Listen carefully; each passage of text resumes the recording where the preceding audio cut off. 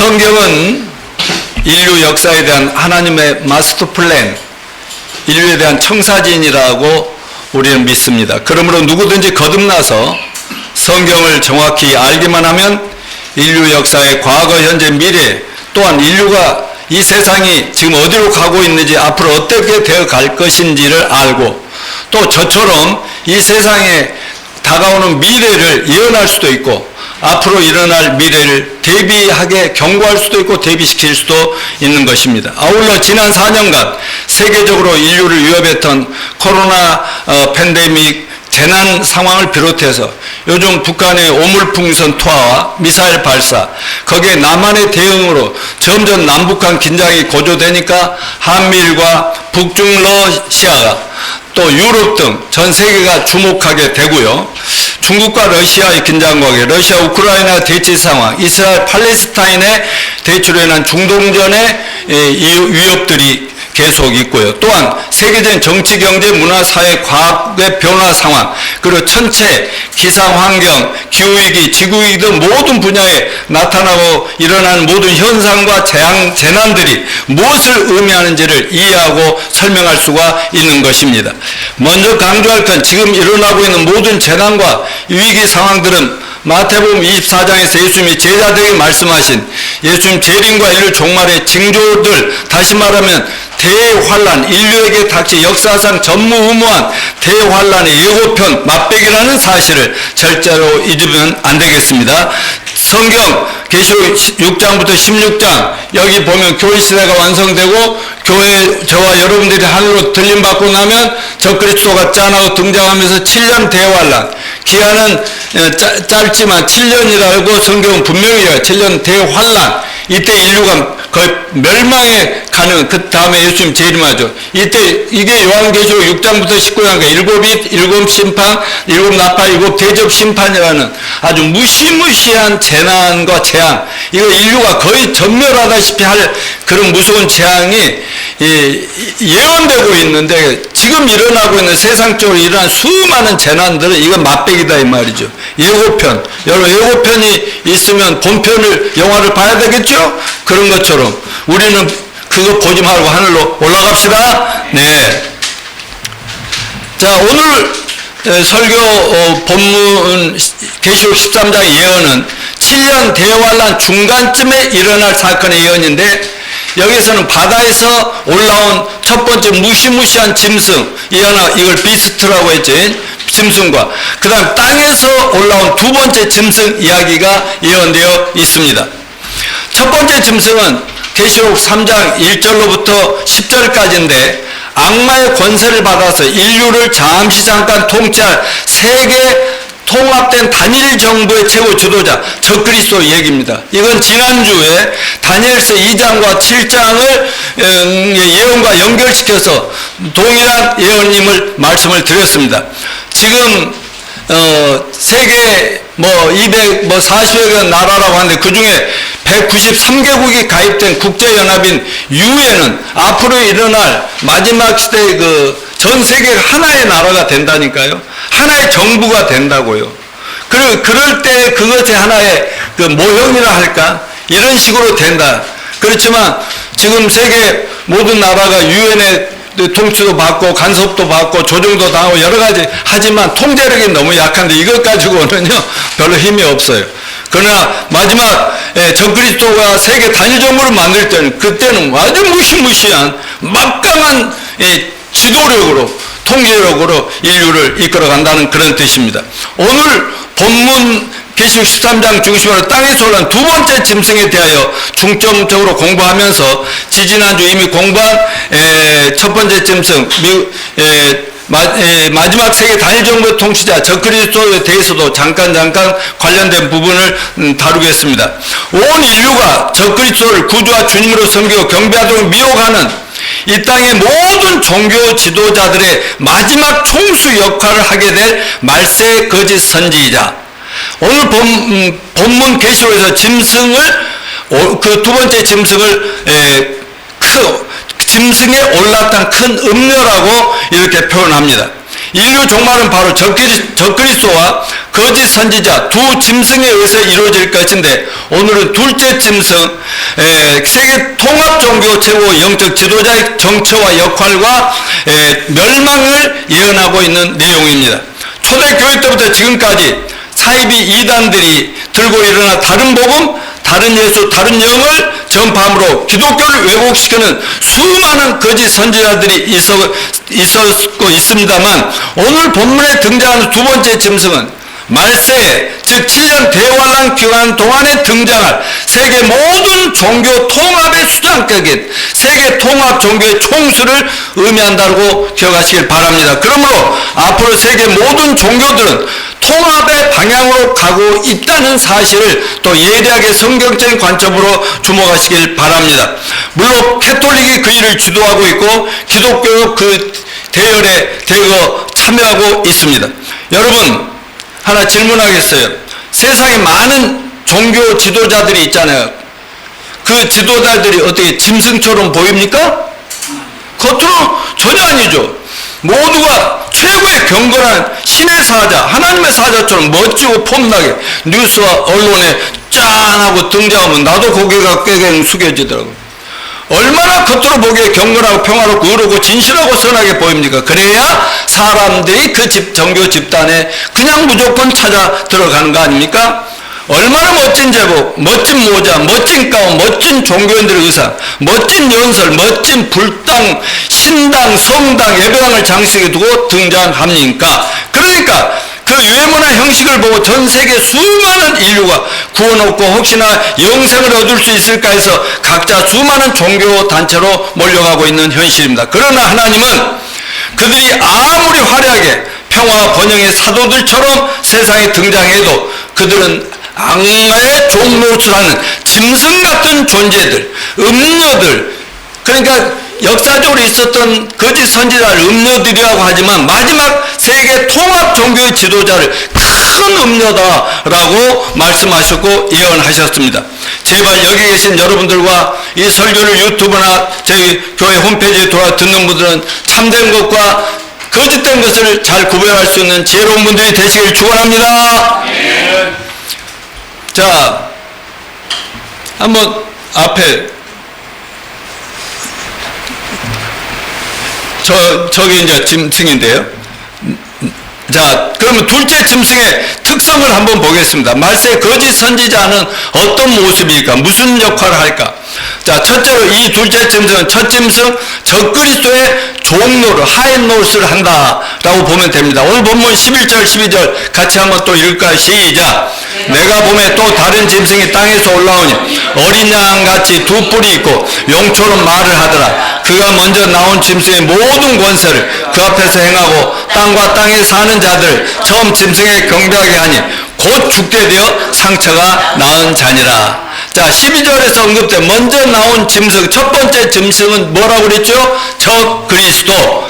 그 첫 번째 짐승의 권세를 행한다고 했는데 그것은 용으로 상징돼 마귀로부터 받은 권력, 파워를 사용한다는 의미입니다. 13장 4절을 또 읽어볼까요? 용이 짐승에게 권세를 주므로 용에게 경배하며 짐승에게 경배하여 이르되 누가 이 짐승과 같으냐? 누가 능히 이와 같이 더불어 싸우리요 하더라. 이 두 번째 짐승은 첫 번째 짐승과 똑같은 종류의 권세를 사용하는데 또 두 번째 짐승이 거짓 선지한 사람들에게 첫 번째 짐승인 적그리스도를 경배하도록 신으로 숭배하도록 하는 역할을 담당한다고 합니다. 12절 하반절에 땅에 사는 자들은 처음 짐승에게 경배하게 하니 곧 죽게 되었던 상처가 나은 자니라. 적그리스도가 아마 이제 암살도 당하려다가 또 이제 죽지는 않고 살아나서 더 막 세계인들이 막 환호하고 난린가 봅니다.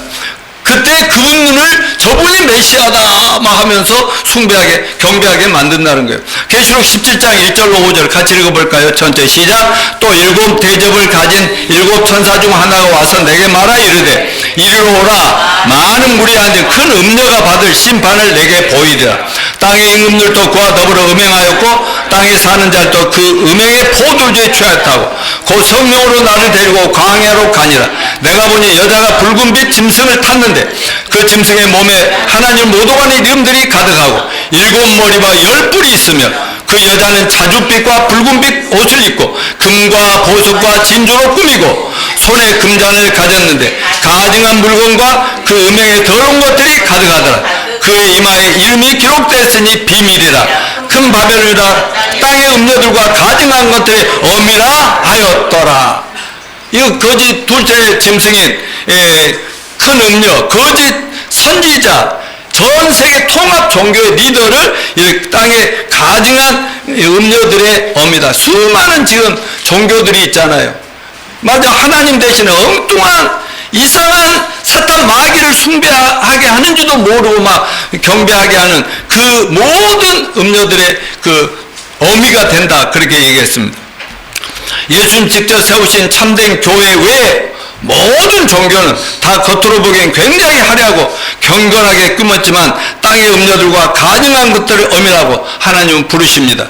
음녀란 뭐예요? 다시 말하면 하나님만 섬겨야 되는데 엉뚱한 산자를 아무것도 아닌 그 우상, 결국은 하나님을 대적하는 사탄 마귀를 결국은 사람을 섬기하고 돌을 숭배하고 막 뭐 어떤 형상을 숭배하는 것 같지만 그 뒤에 마귀가 허허허 웃으면서 그 경배를 받고 있다는 걸 기억합시다.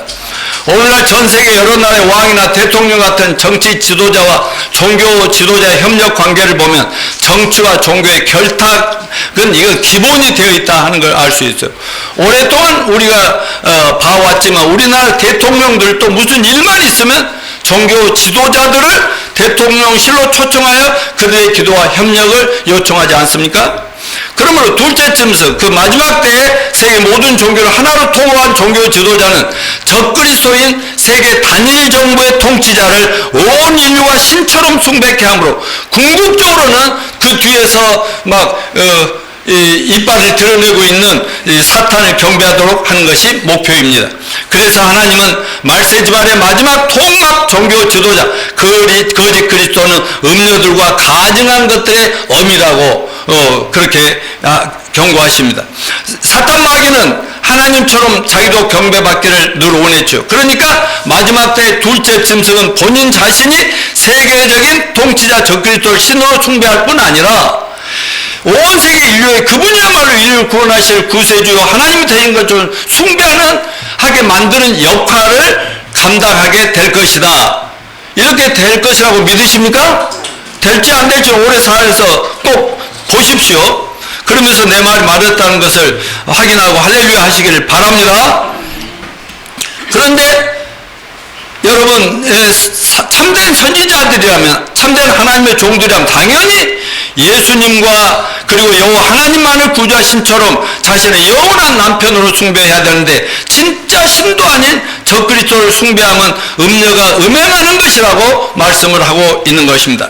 결국 이것도 사탄 마귀가 적그리스도와 거짓 선지자를 통해서 자기가 경배를 받고자 하는 마지막 술수를 부리는 것입니다. 그래서 마태복음을 읽어보면 예수님께서 이제 공생을 시작하기 위해 40일 동안 금식하고 기도하고 공생을 시작하시는 예수님을 사탄 마귀가 찾아와서 뭐라고 그래요? 막 여러 가지로 유혹을 하죠. 나에게 절을 한 번만 하면, 큰절 경배를 한 번만 하면 세상의 모든 무기영화는 다 당신에게 주겠노라 그랬더니 예수님께서 뭐라고 그랬어요? 단호하게 거절하면서 이 사탄아 물러가라 이렇게 하고 마귀를 물리쳤던 것을 우리는 기억합니다. 그처럼 사탄 마귀는 부지런히 사람들 가운데서 일하며 사람들이 자기를 경배하도록 역사합니다. 마귀 사탄은 바로 거짓 종교 지도자들, 거짓 선지자를 통해서 정치 지도자 신처럼 경배하도록 그 목적, 경배받기 원한 목적을 이루어 갑니다. 마치 북한에 지금 김정은이를 백성들이 막 군대들이 막 환호한 거 우리가 영상을 가끔 보잖아요. 막 온 국민이 신처럼 받들잖아요. 막 하나님 예수 그리스도를 막 크리스찬들이 이렇게 경배하듯이 이렇게 하는 말입니다. 여러분 말세가 되면 하나님을 경배하고 기독교가 예수님은 문 밖에 세워놓고 인간들끼리 모여서 경배하고 찬양하지만 예수님이 완전히 하나님 빠져버린 인간들끼리 종교 노름하고 있는 라오디아처럼 마지막은 될 것이다. 그 사실을 믿으시길 바랍니다. 문화가 발달하면서 전 세계적으로 특별히 선진국들은 안 그럴 것 같은데 그들이 점점 더 사탄 숭배자가 많아지고 있다는 것은 매우 주목할 만한 현상입니다. 분명한 사실은 마지막 때가 가까울수록 이스라엘은 점점 사탄 숭배가 구체적으로 아주 노골적인 사탄 숭배가 많아질 것이라는 겁니다. 여러분, 과학이 발달하면 미신이 없어져야 될 것 같은데 오늘날 세계는 그 어떤 시대보다 더 많은 미신이 막 폭발하고 있고 유행하고 있다는 사실을 저희는 여러 가지 정보를 듣고 있습니다. 특별히 더 많은 사탄 숭배가 노골적으로 일어나고 있습니다. 마귀는 자기의 마지막 때가 가까울수록 사람들의 경배받기 위해서 온갖 술수를 다 쓰며 발악을 하는 것입니다. 그래서 많은 이단 사이비들, 이상한 신흥 종교들은 이 세상에 신흥 종교들이 이 세상에 만들어 등장시키면서 사람들을 미혹합니다. 또한 얼마나 여기저기 자신이 그리스도라고 주장하면서 많은 사람 모으는 이단의 개수들이 많이 활약하고 있는지를 우리 알아야 됩니다.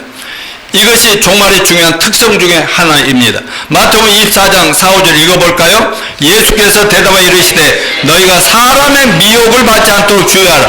많은 사람은 내 이름으로 와서 이르되 나는 그리스도라 하여 많은 사람을 미혹하리라. 많은 이단 사이비 거짓 종교제들이 나타나서 사람들, 특별히 기독교인들을 무차별적으로 미혹하여 결국 예수 그리스도를 떠나 저 그리스도가 거짓 선지자를 아님 세상이나 재물이나 쾌락 등을 신초로 숭배하며 우상을 숭배하고 악마를 숭배하게 만들어가고 있습니다. 그러므로 우리 모두 영적 분별력을 키워서 가짜와 진짜, 비진리와 진리를 구별할 수 있는 지혜가 그 어느 때보다 더 필요한 때인 것을 믿읍시다. 자, 둘째 짐승은 뭐예요? 예수님과 기독교를 가짜이다. 자, 첫 번째 질문은 정치적인 성격을 갖고 있는데 마귀의 권세를 받아 각 백성과 나라를 가운데서 역사하고 지도력을 발휘합니다. 그런데 11절에 두 번째 짐승은 상당히 종교적이고 영적으로 보이는 짐승인데 두 번째 짐승이 어떤 면에서 영적으로 종교적으로 보이지만 기독교 흉내만 내는지 우선 11절을 봅시다. 시작. 내가 몸에 또 다른 짐승이 땅에서 올라오니 어린 양같이 두 뿔이 있고 영처럼 말을 하더라. 두 번째 짐승의 모습, 어린 양, 다시 말해 새끼 양, 깨끗한 순한 양같이 보이다. 여러분, 어린 양은 누구를 얘기하죠? 예수 그리스도입니다. 그러므로 이 둘째 짐승은 예수님을 모방한 것입니다. 이단 종교를 보면 기독교와 비슷한 면들을 먼저 보여줌으로 사람들을 끌어들이지 않습니까? 그러니까 사람들이 미혹되는 것입니다. 그래서 산상수 마태복음 7장 15절 예수님은 뭐라고 그랬어요? 거짓 선지자를 삼가라. 양의 옷을 입고 너에게 나오나 속에는 노략질하는 이리들이다. 또 그 뒤로 가면 나도 주여 주여 하는 자마다 다 천국에 들어갈 것이 아니라 그랬잖아요. 얼마든지 예수님 이름을 가지고 예수님 흉내를 내도 결국은 우리 인류를 지옥으로 멸망으로 끌고 가는 존재들이 많다는 것이요. 사도 바울도 뭐라고 경고했습니까? 고린도후서 11장 4절 시작. 만일 누가 가서 우리가 전파하지 않은 다른 예수를 전파하거나 너희가 받지 않은 다른 영을 받게 하거나 혹은 너희가 받지 않은 다른 복음을 받게 할 때 너희가 잘 용납하는구나. 그러니까 오늘 말세뿐만 아니라 초대교회 때부터 아예 구약 때부터 거짓 선지자 하나님 흉내는 사탄은 항상 있었잖아요. 항상 그랬는데 말세가 되면 이거 점점 폭발한다는 것이죠. 그러니까 기독교와 비슷하지만 다른 예수, 다른 복음, 다른 영을 뿌려대는 이단 사이비들이 세계에 얼마나 많이 퍼지고 있는지요. 신천지, 통일교, 제7의 안식일교, 여호와증인 하나님의 교회, 캐톨릭, 심지어는 버젓이 십자가를 건물에 붙이고 기독교로 간판을 걸고 성경을 활용하고 예수님 막 얘기도 하고 있지만 전혀 아닌 것들이 너무 많다 이겁니다. 예수님만으로는 구원받을 수 없다고 다른 교리를 계속 내세우고 있습니다. 그러므로 중요한 것은 겉모습이 어떻게 보이느냐가 아니라 그들이 어떤 복음, 어떤 진리, 어떤 메시지를 정하느냐가 중요합니다. 여기 보면 두 번째 짐승이 새끼양같이 두 뿔이 있고 영초로운 말하다 했는데 기독교를 가장하고 그리스도의 탈을 쓰고 있지만 사실은 사탄의 거짓말을 전하는 사기꾼들, 정말 마귀의 종들이라는 것을 알아야 됩니다. 그러나 그 성격은 대단히 겉으로 볼 때 경건해 보이고 종교적으로 보입니다. 그러니까 사람들이 아무것도 모르면서도 막 가서 막 굽질거리고 경배하고 거기다가 헌신하고 봉사하고 이런 거 아니겠습니까? 자, 세 번째, 이 둘째 짐승은 무엇과 같다? 기적을 사용하여 인류를 미혹한다. 14절 같이 읽습니다. 시작. 짐승 앞에서 받은 바 이적을 행함으로 땅에 거하는 자들을 미혹하며 땅에 거하는 자들이 이르기를 칼에 상하였다 살아나 짐승을 위하여 우상을 만들라 하더라. 아멘. 거짓 종교의 특징 중 하나가 언제나 보이지 않는 하나님을 우상으로 만들어 세운다는 것이고, 나아가 신비한 기적들을 많이 활용한다는 거예요. 거짓 선지자가 사람들을 묘하는 수단으로 기적을 사용한다는 것입니다. 그러므로 여러분, 역사적으로 참된 교회들은 오직 예수, 오직 복음, 오직 성경의 진리를 전하는 데 목숨을 걸었음을 잊지 마십시다. 그러나 여러분, 우리가 열심히 복음을 전하고 하나님을 증거하고 하다 보면 필요할 때는 하나님은 언제든지 기적도 베풀어 주십니다. 병들도 고쳐 주실 수 있습니다. 우리의 기도 응답도 주시고, 필요할 때는 정말 우리가 볼 수 없는, 남들 볼 수 없는 미래의 환상도 보여주실 수 있다고 저는 믿습니다. 그러나 지난 1960년 이전에 정말 그래도 기독교의 선두주자였던 유럽이 예수님이 정말 전부라고 주장했던, 그래가지고 어마어마하게 축복하고 발전한 유럽이 이 기독교가 냉랭해지고 식어가니까 거기에서 막 신비주의가 일어났습니다. 그래서 한국에서는 여의도 순복음교회가 등장한 이래 수십 년 동안 기독교 안에서 일어났던 신비주의, 은사주의 운동처럼 모든 걸 기적이나 신비한 체험을 중심으로 교회를 이끌어 가다 보면 나중에는 막 그것만 추구하니까 성경의 복음과 진리는 사그라드는 그런 사단의 덫에 걸리고 마는 겁니다. 그러므로 어떤 교회에서 어떤 목사가 어떤 부흥사들이 와서 갑자기 빵 하니까 막 사람들이 앞에 나오라고 쓰러지고 누워지고 자빠지고 막 이런 현상을 보면서 거기가 진짜가 보다 그리 끌려다니고 다 이상한 결론에 도달하고, 요즘 그런 드라마도 있고 영화도 많아요. 여러분, 정말 기적은 하나님이 베푸십니다마는 기적이 사탄이 사람을 미혹하는 수단일 수 있다는 사실을 잊지 마시길 바랍니다. 눈에 보이는 표적이나 이적 기적 같은 걸 중심으로 신앙을 지향해 나간다면 그건 위험합니다. 참된 교회는 그 교회의 밑바탕에 흘러가는 진정한 진리, 진정한 복음, 참된 예수님이 전해지고 있느냐 하는 것입니다. 기적, 이적은 나타날 수도 있고 나타나지 않을 수도 있습니다. 중요한 것은 예수 그리스도의 십자가 죽으심과 부활의 복음이고, 그 복음을 믿음으로 세상 누구나 죄사함 받고 구원받아 하나님의 자녀들이 될 수 있다는 참된 복음의 메시지가 중요합니다. 예수님이 2000년 전에 이미 십자가에서 저와 여러분 온 인류의 모든 죄악을 다 담당하시고 돌아가심으로 모든 죄악을 다 청산해 주셨습니다. 그런데 왜 오늘날 수많은 교회들과 캐토릭이나 이단 사이비들 마치 신도들이 열심히 기도하고 헌금하고 헌신 충성 봉사할 때 죄가 조금씩 용서되면서 천국에 가까이 가는 것처럼 가르치는지, 그것은 마치 예수님의 죽음을 헛되게 만들고 죄인들의 구원을 평생 노력해서 자기가 쟁취하는 것처럼 가르치고 있으니 얼마나 잘못된 것입니까? 때로 사탄은 자기가 진리인 것을 가장하기 위해서 더 큰 능력과 표적으로 사람들을 미혹할 수가 있습니다. 이처럼 사탄도 영물인지라 하나님을 흉내내어 얼마든지 기적을 일으킬 수 있다니까요. 자, 애굽 시대에 이스라엘 민족이 거기서 자라나고 하나님 모세를 든 그 민족을 이제 거기서 끄집어내서 이제 가나안 땅으로 인도하려고 할 때 말을 안 들어주고 권력이 그걸 허락지 않으니까 하나님께서 모세에게 정말 하늘에서 기적을 10가지를 내려서, 그래서 아무리 그 당시 제국의 권력자도 떼게 나고 어쩔 수 없이 그냥 내놓지 않을 수가 없는데, 그 왕 옆에는 항상 선지자들이 있잖아요. 예언자들 있고 막 종교 지도자들이 있어서 막 왕을 받들어 모시고 이런 거 아닙니까? 그런데 자기들도 거짓 기적을 베풀잖아요. 그렇지만 모세를 통해서 일어나는 하나님의 기적의 역사에 비교할 수가 없어서 결국은 다 손발 들고 그 백성을 내놨던 것을 우리는 기억합니다. 분명히 사탄도 기적을 행합니다.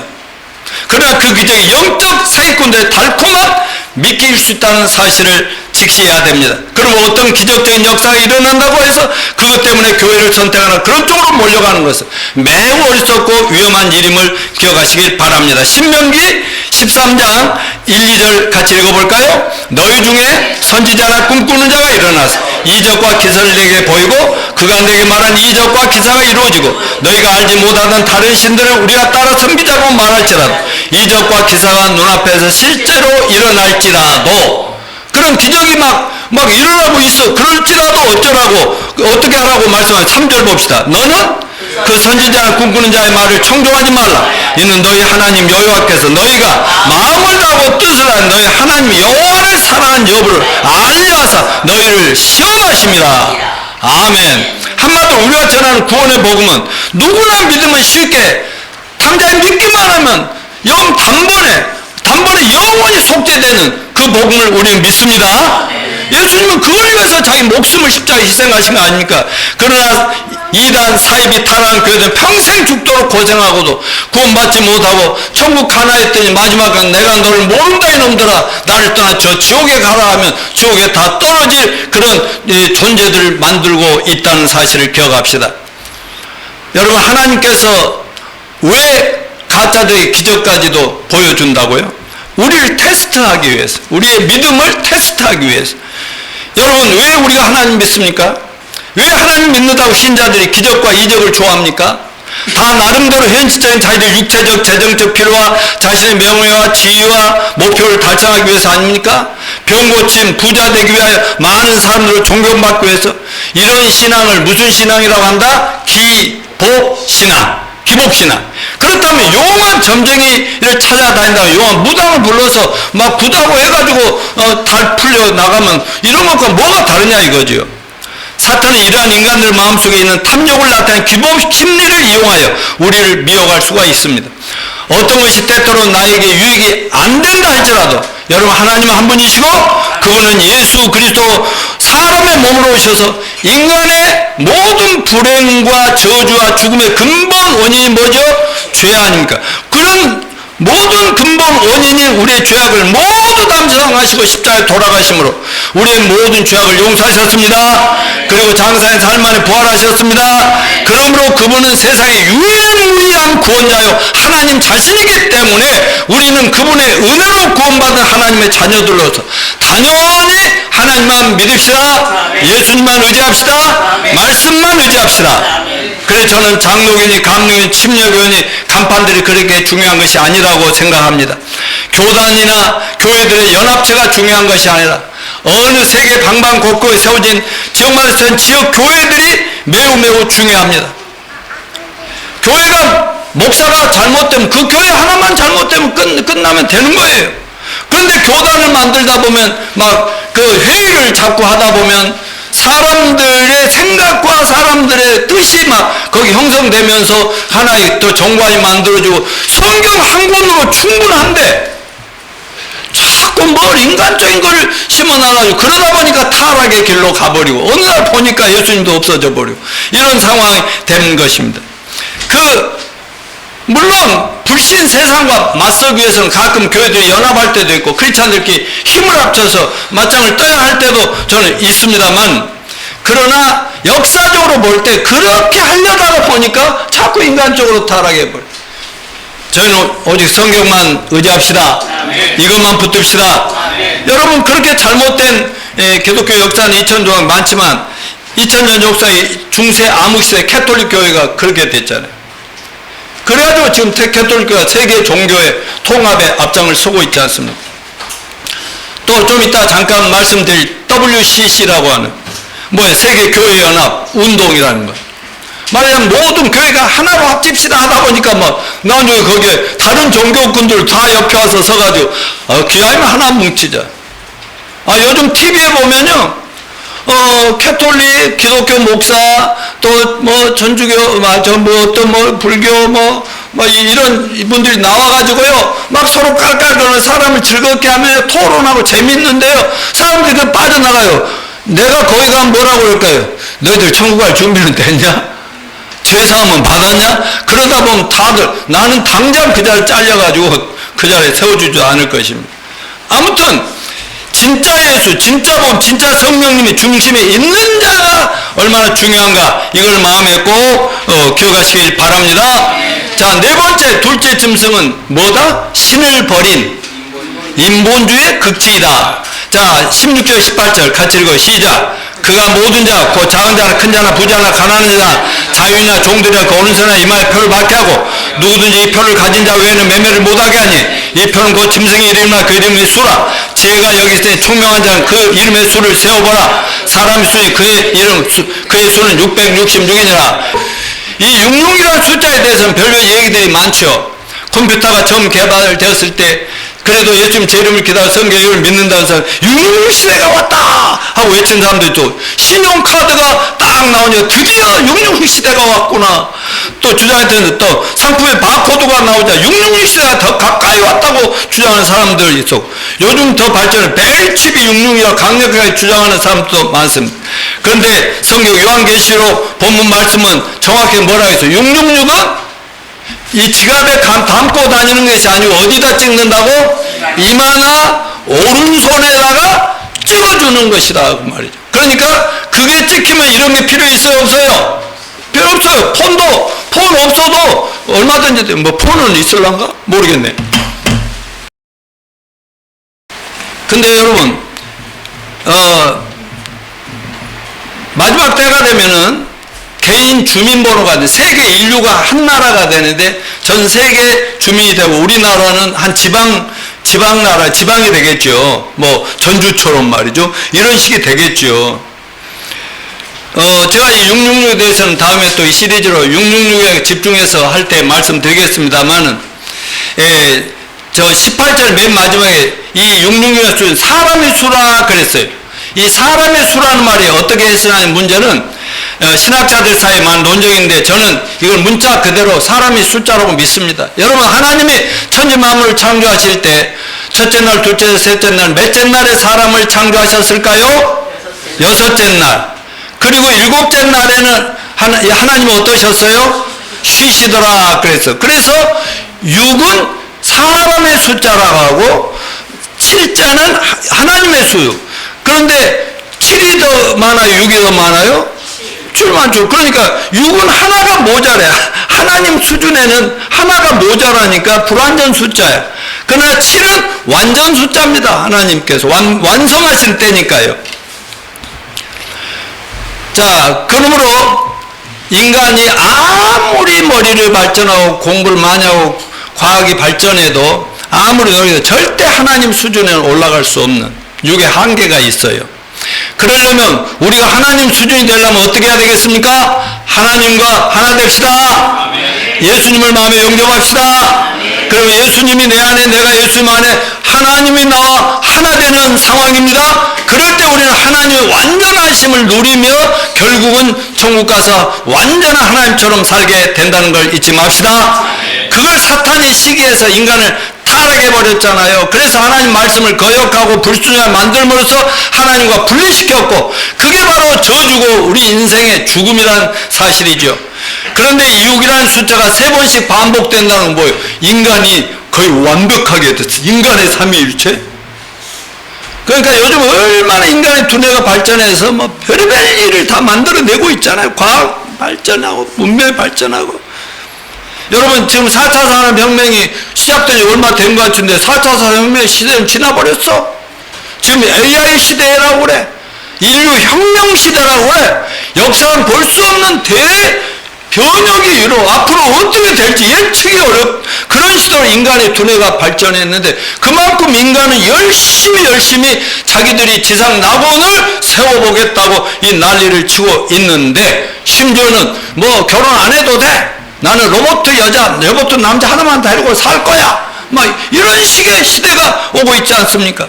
과학적으로, 의학적으로 얼마나 노력을 하고 얼마나 막 인간의 두뇌를 최대한 발휘를 하는데, 그러나 666은 사탄이 주장한 인본주의, 즉 사람들도 얼마든지 신이 될 수 있다. 하나님이 어디 있냐? 따로 하나님이 없다. 우리가 하나님 자리까지 도전해보자. 이게 구약의 창세기 9장에 뭐예요? 11장에 나오는 바벨탑 사건이잖아요. 우리가 우리가 뭐 왜 신을 믿어야 돼? 보이지 않는 신이 어디 있어? 우리가 신이 돼서 우리가 하면 우리도 할까 다 할 수 있는가? 이렇게 왜 그런 때가 구약의 바벨탑을 하나님 확 불어서 쓸어버렸듯이 결국 어느 날 주님께서 마지막에 적그리스도와 거짓 선지자가 바벨탑을 쌓아나갈 때 하나님이 확 불어버리면 7년 안에 확 모든 게 끝난다는 사실을 기억하십시다. 자, 넘겨줘 보세요. 이미 얼마 전에 세상을 떠난 스위스의 라브리 공동체의 대표이셨던 프란시스 셰퍼 박사는 유명한 복음주의 철학자 사상가입니다. 그는 그리스도인의 선언이라는 유명한 책에서 현대 그리스도인들이 직면한 가장 위험한 세력이 바로 세속적인 타락한 인본주의라고 지적합니다. 인간 중심의 문화를 건설하자고 외치는 이들, 인본주의자들이 모여서 1933년, 1973년 두 번에 걸쳐 인본주의 선언이라는 것을 발표했습니다. 그 선언의 핵심은 한마디로 인간은 만물의 중심이라는 거예요. 그러나 그 배후에는 하나님을 중심에 놓는 기독교적인 체계나 문화나 철학, 이 사상을 이 땅에서 철저하게 박멸시켜버리고 그냥 인간을 신으로 만들면서 그 인간 뒤에 마귀가 경배받고자 하는 음모가 도사리고 있습니다. 이것은 기독교에 대한 공격의 도전입니다. 셰퍼 박사는 지적하기를 미국이 가장 맹렬한 인본주의자들 활동 중심지가 되었고 선진국일수록 특별히 미국 정부가 이 일에 중요한 후원자 역할을 했다고 합니다. 이에 대한 증거들을 낱낱이 그분 책에서 제시하고 있는데요. 그리스도인들이 거부해야 하는 것은 인간을 모든 사상 철학의 중심으로 놓고 하나님을 죄에 버리는 세계관을 의미하는 세속적인 인본주의, 우리 물리칩시다. 민주주의도 그런 관점에서 볼 수 있기를 바랍니다. 인본주의 선언을 발표한 자들의 궁극적인 목표는 뭐냐? 모든 가치관에 기독교를 철저하게 배제시킨다 하는 것입니다. 셰퍼 박사는 이러한 반기독교적 세력들이 미국의 정치체계에 얼마나 깊이 침투해 있는지 분명히 보여야 한다고 우리에게 경고를 합니다. 요즘 자녀들이 하나님 세우신 권위인 부모나 스승이나 사회 리더들의 존경과 존중을 상실해가는 현상들이 사회가 자꾸 가정을 파괴하며 개인주의에 대한 현상들도 다 이러한 인본주의 철학과 사상의 영향이라는 것을 알 수 있습니다. 다시 말하면 적그리스도와 거짓 선지자들을 통한 사탄의 영향임을 기억합시다. 종교와 정치 분리 이름 아래서 기독교를 점점 사회 영향력 바깥으로 밀어내고 있는 사단의 역사가 갈수록 치열해지고 있음을 아시길 바랍니다. 재밌는 것은 세속적 인본주의를 주장하는 자들이 스스로를 하나의 종교 체계로 선전한다는 사실입니다. 1961년에 미국 대법원에서는 이 세속적 인본주의를 하나의 종교로 받아들이는 게 타당하다는 판정을 내렸어요. 그러니까 비난하니까 남의 종교를 왜 비난하냐? 그렇게 판정을 내렸다니까. 그래서 요즘 새시대 운동, 뉴 에이지 무브먼트라는데 이건 종교란 말은 없잖아요. 시대가 바달라니까 새롭게 변화돼 가자 이런 것처럼 보이는데 사실상 안에 들어가면 이건 사탄의 종교임을 알 수가 있습니다. 그만큼 오늘날 소위 선진국이나 미국, 유럽뿐만 아니라 전 세계가 점점 하나님의 자리에 인간을 앉혀놓고 인간 중심으로 모든 걸 판단하려는 사상을 교류하고 있는 것입니다. 그런 현상은 우리나라도 예외는 아님을 알아야 됩니다. 여러분, 666은 바로 적그리스도와 거짓 선지자가 움직여지는 하나님 없는 인간 중심의 세계, 인간의 왕국을 건설하려는 사람들의 철학과 사상이 지배하는 세계를 가리킨다는 것을 기억합시다. 일찍이 선진국이라는 데서 시작된 민주주의도 자세히 들여다보면 뭐예요? 그 유럽, 미국도 처음에는 예수님이 주인이고 하나님이고 그 중심으로 시작했다가 지금은 예수님이 어디로 사라져 버리잖아요. 그러니까 민주주의가 뭐예요? 신주주의가 아니에요. 백성의 주인이라는 거예요. 물론 다른 종교, 정치 체제상에 비교할 때는 우리는 민주주의를 선택할 수밖에 없지만은요. 그러나 하나님이 아닌 인간이 이 세상의 모든 것의 주인이다? 저는 그렇게 믿지 않는데 여러분 믿으십니까? 그러니까 이거야말로 아까 말씀드렸지만 바벨탑을 쌓는 타락한 인간들이 자기 이름을 하늘 높이 올려보자는 거 잊지 맙시다. 예수님 재림의 종말의 때가 가까울수록 이러한 사상체계는 더욱 맹렬하게 전파되어 갈 것입니다. 더 나아가 하나님이 배제된 세속적 인본주의는 말세 세계, 단일 세계 정부의 지도자이자 인류를 마지막으로 멸망을 끌고 가려고 악마의 마귀 사탄이 사용하는 적그리스도를 옹립해가지고 그가 통치하는 세계 단일 정부로 이 세상과 전 인류를 몰고 가는 필연적인 한 과정이라는 거 할 수가 있습니다. 만약 이러한 사상을 거부하면 그런 사람들은 점점 이 사회에서 배제되고 정말 핍박을 당하고 박해를 당하면서 살기가 어렵게 될 것입니다. 자, 다음에 계시록 3장 16, 18절 한번 읽어볼까요? 시작. 그가 모든 자, 곧 죽은 작은 자나 큰 자나 부자나 가난한 자, 자유인이나 종들의 오른손에 이마에 표를 받게 하고 누구든지 이 표를 가진 자에게는 매매를 못하게 하니 이 표는 곧 짐승의 이름이나 그 이름의 수라. 지혜가 여기 있으니 총명한 자는 그 짐승의 수를 세보라. 그건 사람의 수니 이 수는 666이니라. 이 666 경제체제는 적그리스도가 마지막 이 세계를 전 인류를 통치하는 한 수단이에요. 이거 안 받으면 너 죽어. 순종해. 그러면서 경배받죠. 자, 계시록 14장 91절도 한번 읽어볼까요? 또 다른 천사 그 셋째가 그 뒤를 따 음성으로 말하되 만일 누구든지 금 짐승과 그의 우상에 경배하고 이만한 손에 표를 받으면 그도 하나님이 진노의 포도주를 마실 그 진노의 잔에 섞인 것이 없이 부은 포도주라. 그걸 위한 천사들과 어린 양 앞에 불과 유황으로 고난을 받으니 그 고난의 연기가 세세토록 올라가리라. 짐승과 그 우상에 경배하고 그 이름 표를 받는 자는 누구든지 밤낮 쉼을 얻지 못하리라 하더라. 자, 먹고 살려면 666 표를 이만한 오른손에 박아. 그래야 내가 너희들을 살려줄 것이다. 그런데 만일에 거절하면 다 죽인다는데 그 표를 받으면 그도 악마의 포도주를 마시고 취한 거예요.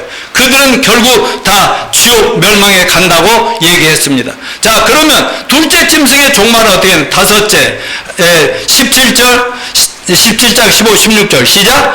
또 천사가 내게 말해 내가 본 바 음녀가 앉아있는 물은 백성과 무리가 열국과 방언들이냐. 내가 본 바 이 열불과 짐승은 음녀를 미워하고 망하게 하고 벌거벗게 하고 그 살을 먹고 불로 아주 살이라. 결론은 뭐예요?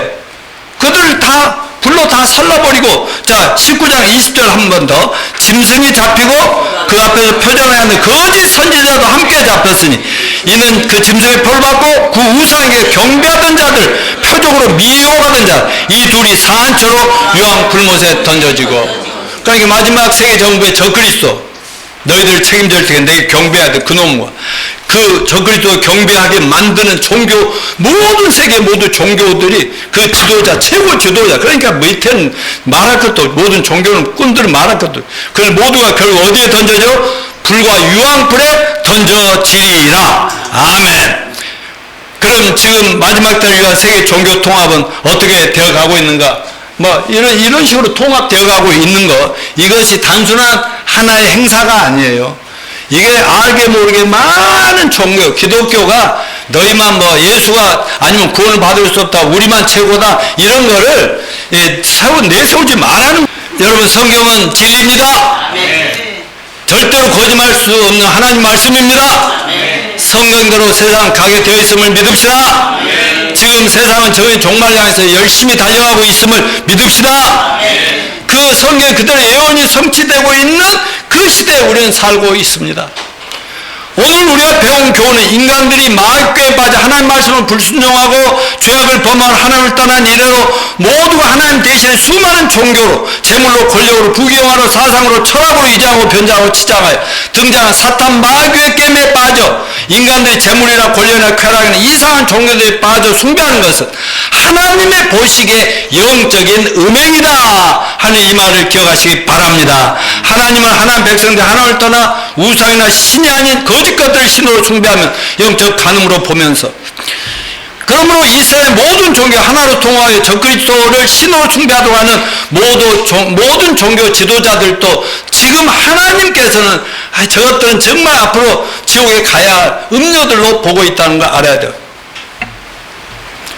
지금 이미 적그리스도 등장이 준비되고 있고 세계 종교가 하나 통합되고 있음을 보면서 정신을 바짝 차리는 저와 여러분이 되시길 바랍니다. 사도 바울의 경고를 또 마지막으로 읽어봅시다. 시작. 불법의 비밀이 이미 활동하였다. 지금은 그걸 막는 자가 있어. 그 중에 옮겨질 때까지 하랴. 그때 불법한 자가 나타나리. 주 예수께서 그 입으로 기운으로 그를 죽이시고 강림하여 나타나심으로 패하시리라. 악한 자의 나타남, 사탄의 활동을 따라 모든 능력과 표적과 거짓 기적과 불의의 모든 속임으로 멸망하는 자들에게 있으리. 이는 그들이 진리의 사랑을 받지 아니하여 구원함을 받지 못하며 이러므로 하나님 미혹의 역사를 그들에게 보내사 거짓 것을 믿게 하시며 진리를 믿지 않고 불의를 좋아하는 모든 자들로 하여금 심판을 받게 하려 하심이라. 아멘. 2000년 전에 사도 바울이 있을 때 불법이 이미 역사하고 있었죠. 적그리스도가 등장할 준비를 하고 있었어요. 마지막 멸망의 때가 다 오고 있어요. 그렇지만 하나님이 맡고 있는, 성령님이 맡고 있죠. 왜 맡고 계실까요? 아직도 여러분의 가정이나 친족들이나 직장이나 동료들, 수많은 주변의 이웃들에게 구원받을 영혼들이 있다는 거죠. 아직 교회가 완성되지 않았습니다. 세계 선교는 아직 끝나지 않았습니다. 여러분, 아까 우리 박경영 집사가 북한 평화 통일을 위해, 선교 통일을 위해서 기도한 건 너무 잘했어요. 땅끝까지 이르러 복음이 전파되면 그제야 내가 오리라 그랬잖아요.